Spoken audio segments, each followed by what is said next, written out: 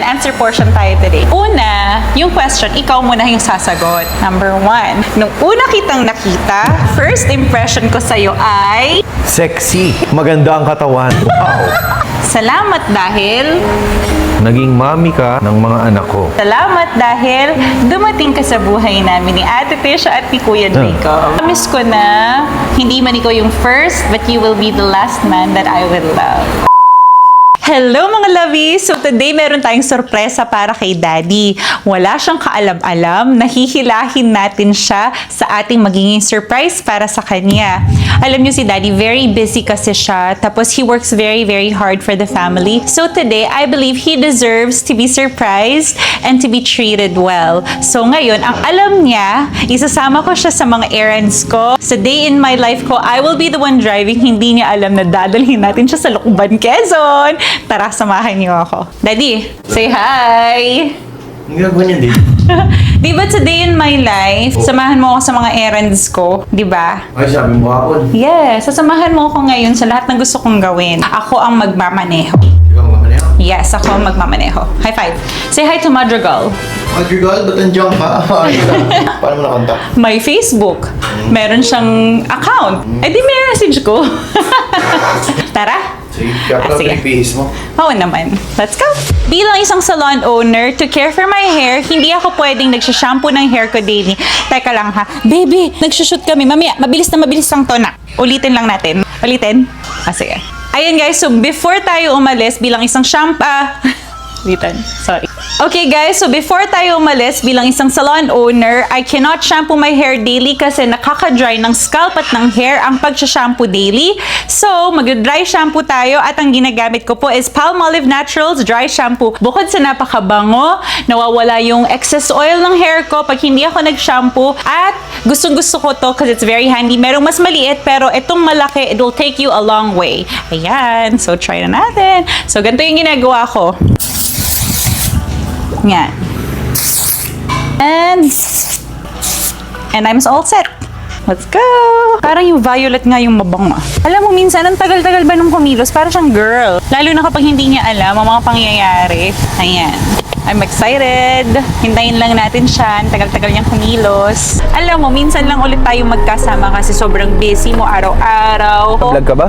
Papatay ng music, makaka-copyright ka. Ay, sorry nga pala. Sorry. Dito lang ako, papahinga lang ako Ulitin dito. natin. Alam mo, dahil everyday, sobrang busy natin pareho, ikaw sa pagtatrabaho, nagkikita na lang tayo, morning, tapos wala na. Sa gabi, minsan pag umuwi ka, tulog na kami. So, wala na tayong time. So, sabi ko, so kahit sa ganito lang na paraan, makasama man lang kita, di ba? So, habang nagtatrabaho ko, alam ko na mag-e-edit ka. Teka lang, mami. Hello, engineer. Sir, Kamusta yung tawagan ko, sir. Hindi pa natawag sa akin, kanina ko pa hinihintay yung tawag. Hindi po? Oo. Sige, sir. Tawagan ko ulit. Thank you, engineer. Ano ko? So, let's go, Daddy. So, Daddy, may idea ka ba sa mga gagawin natin ngayon? Hindi ko alam. Para Wala kang susurpresa mo idea. lang ako. Pero alam nyo, sa totoo lang, dapat lang na may gawin si Daddy at dapat lang na mag-edit siya or kung anong kailangan niya gawin sa cellphone niya, gawin niya. Kasi si Daddy, ayaw na ayaw niyang nagiging pasahero. Pag magkasama kami, ako talaga ay pasahero at siyang gustong-gusto niya nagda-drive. So Baka naman today, regaloan mo ng 17 Pro Max ng wagong iPhone.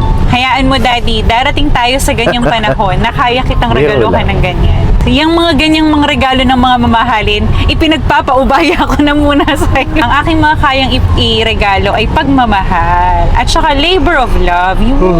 So, ang ganda-ganda ng panahon ngayon. I think today is the day na lagi naman, we are always blessed.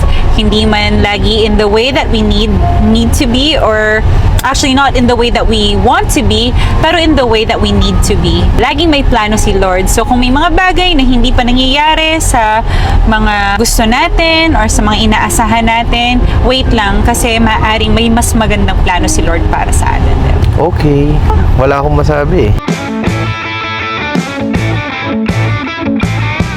So alam nyo guys, before ko makilala si Daddy Luther, yung pinakang therapy ko was magdadrive ako. Minsan, walang direksyon. Drive lang sa kagandahan ng panahon, tapos magandang music. Tapos yun, sometimes worship songs yung mga pinakikinggan ko. And at the same time, nagdadasal ako, kinakanta ko yung worship ko. Tapos alam mo yun, yung pag sobrang tulirong-tuliro na yung utak ko sa dami kong mga iniisip. Pagkatapos nun, pag-uwi ko, fresh na ako ulit.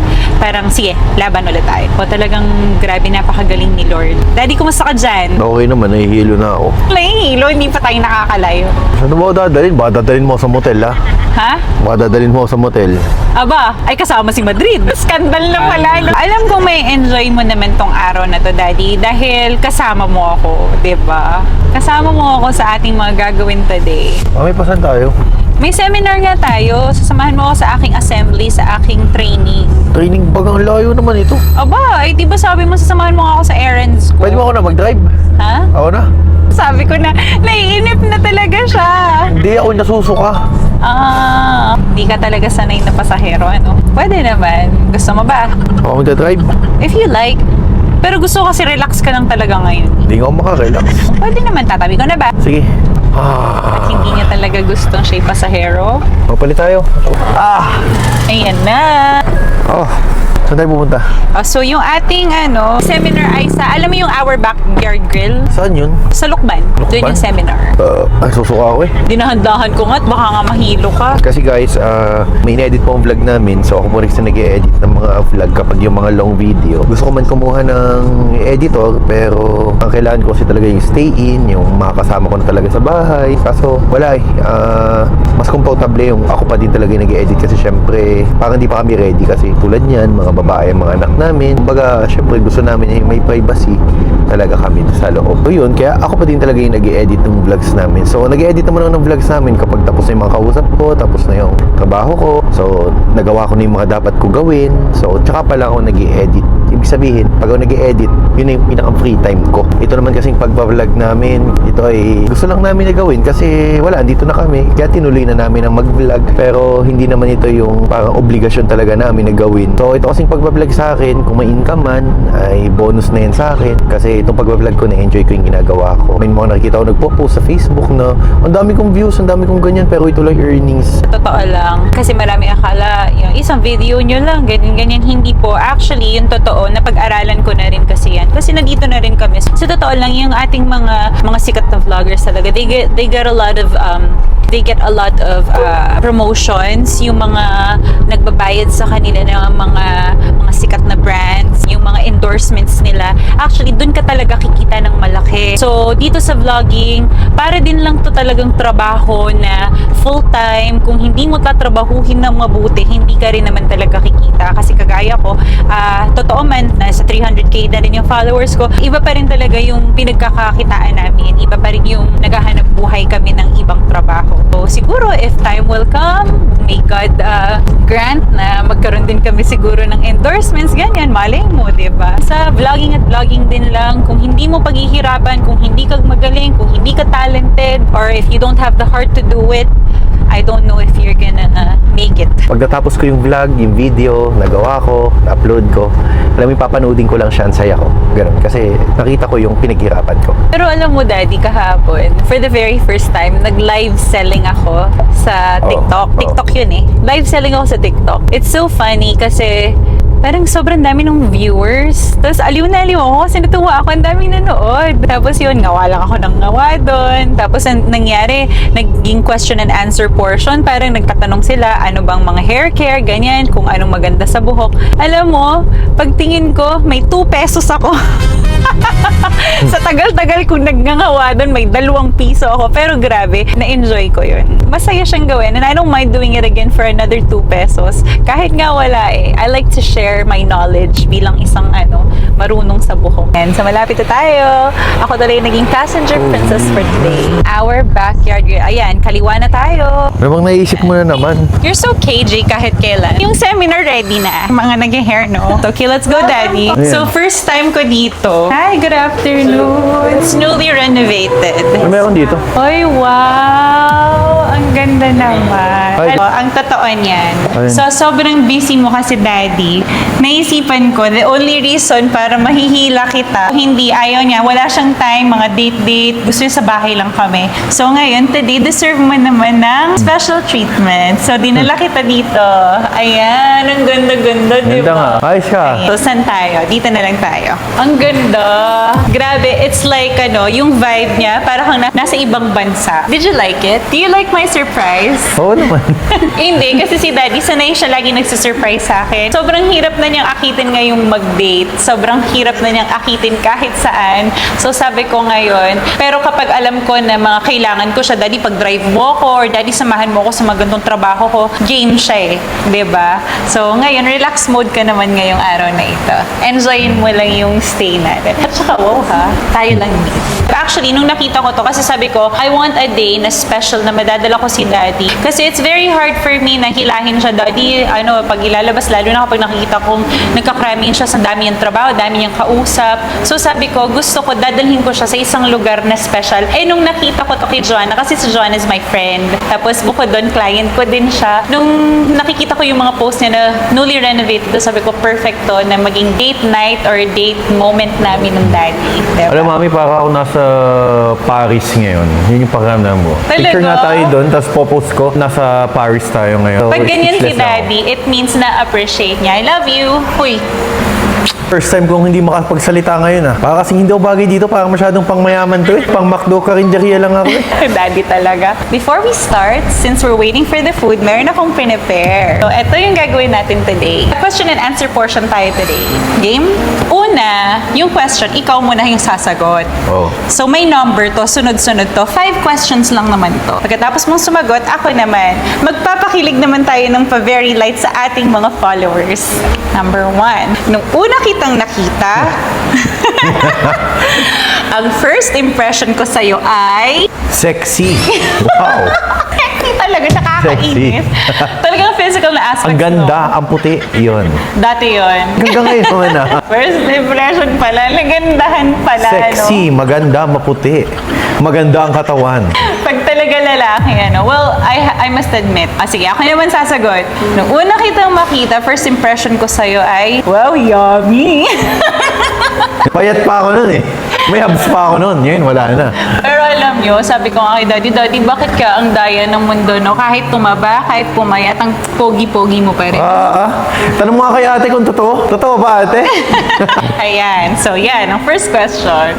Grabe ha. So, question number 2. Mahal kita dahil... Mahal kita dahil? Dapat yata nakatagay muna, no? Gusto bang hintayin muna natin yung ating drinks? Mahal kita dahil mahal kita. Yun lang yun, di ba? Oo. Magaling ka mag-alaga ng mga anak natin. Yun. So, yun daw pala yung dahilan kaya niya ako mahal.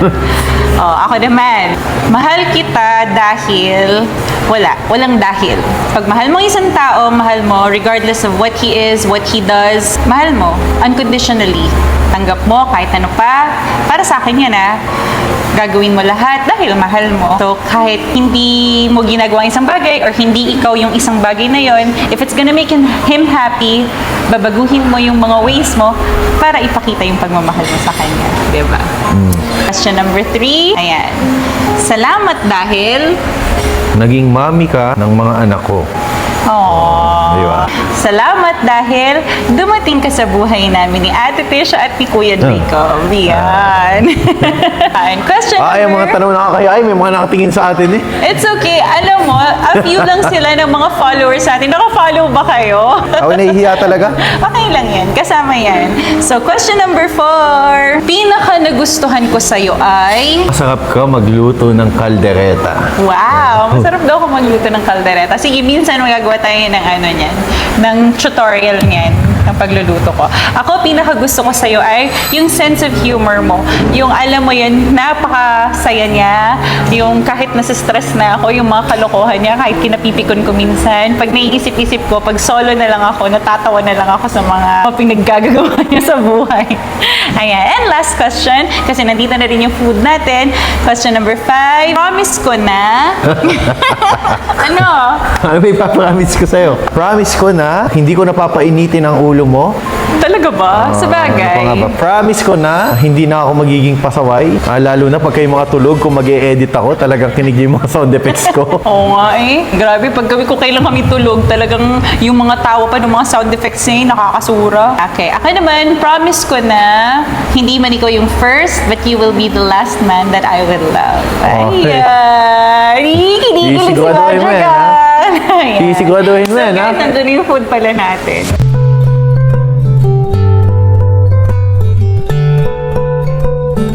Mami, selfie tayo. 1, 2, 3. So ito daw, mahalang daw ito. Subukan natin tong kanilang back ribs. Paborito ko tong back ribs dito. I want to Titikman ko na. see your reaction. So itong back ribs nila, itong paborito ko dito. Mami, oh, first bite. Kumusta? Grabe, sarap. Na-miss ko to. Talaga. Na-miss ko to. Ito ang favorite ko dito sa steak. Sausaw ko siya dito. Masarap pa to sa kanin. For me, I prefer yan, mashed potato. So, order ka din ng gusto mo. Baby back ribs. Sarap. Ito, bagay na bagay nga siya sa mashed potato, mami. Ito yung steak nila. Nagustuhan ko yung steak nila, mami. Talaga. So, this is shrimp. I don't know kung ano yung kasunod. Ano yan, mami? Shrimp. Sarap din, mami. Sarap. Nagustuhan ko, mami, ito. Nagustuhan mo yung shrimp. Sarap yung shrimp nila. Tapos itong string beans, very perfect yung pagkakaluto. Crunchy. Ang dessert po, pistachio canapé. Wow! Hilig pa naman ni Mrs. yan. Oh my gosh! And house- Nakaka-excite. First bite. Nasa probinsya tayo, pero may ganitong palang kasarap na restaurant dito. Napakasarap, Daddy. Ano, Daddy? Na-enjoy mo naman ang ating food? Sarap. Talaga? So, na-enjoy mo yung date natin. Pero hindi pa yan natatapos dyan. Kasi, I am going to take you down memory lane to give you a little idea kung saan ako nag-aral nung bata pa ako at ang isa sa pinaka-paborito kong bayan or sa pinaka-paborito kong lugar, ang Lucban, Quezon. So, pupunta tayo sa bayan, ipakikita ko sa iyo kung saan ako nag-aral ng isang taon ng high school. Tapos, kukwentuhan kita nung ako ay dalaga pa. Ayan, tara! Kami paglabas, alam mong nasa Lucban, Quezon ka. Ang lamig! Ang sarap ng simoy ng hangin kapag nasa Lucban. Lamig, sarap.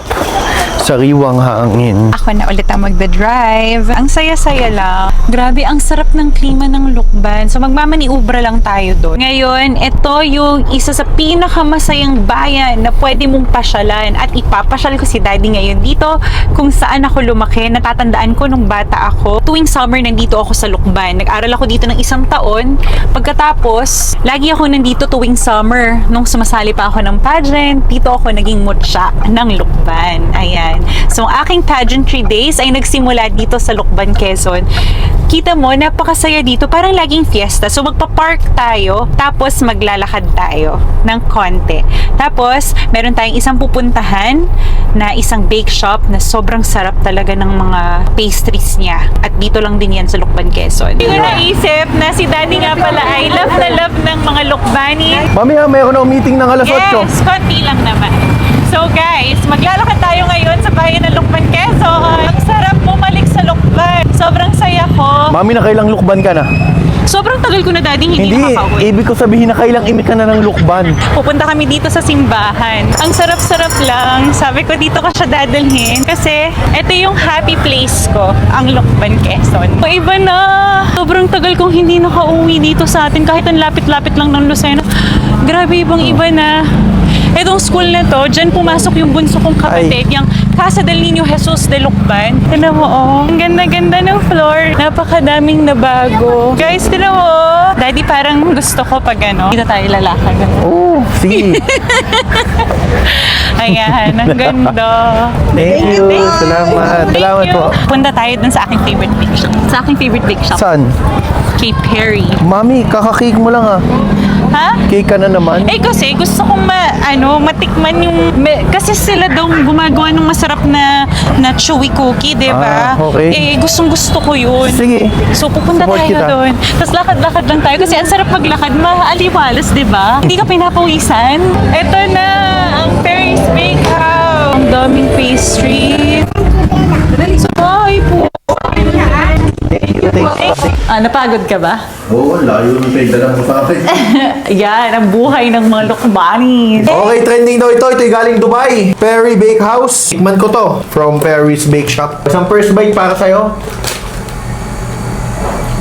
Yan yung trending ngayon. Pokagot, di ka mahilig sa matamis. Huwag kang etchosero. Akin na. Ba't pa kumilig ako sa matamis? Masarap. Oh, chewy. Hoy, feeling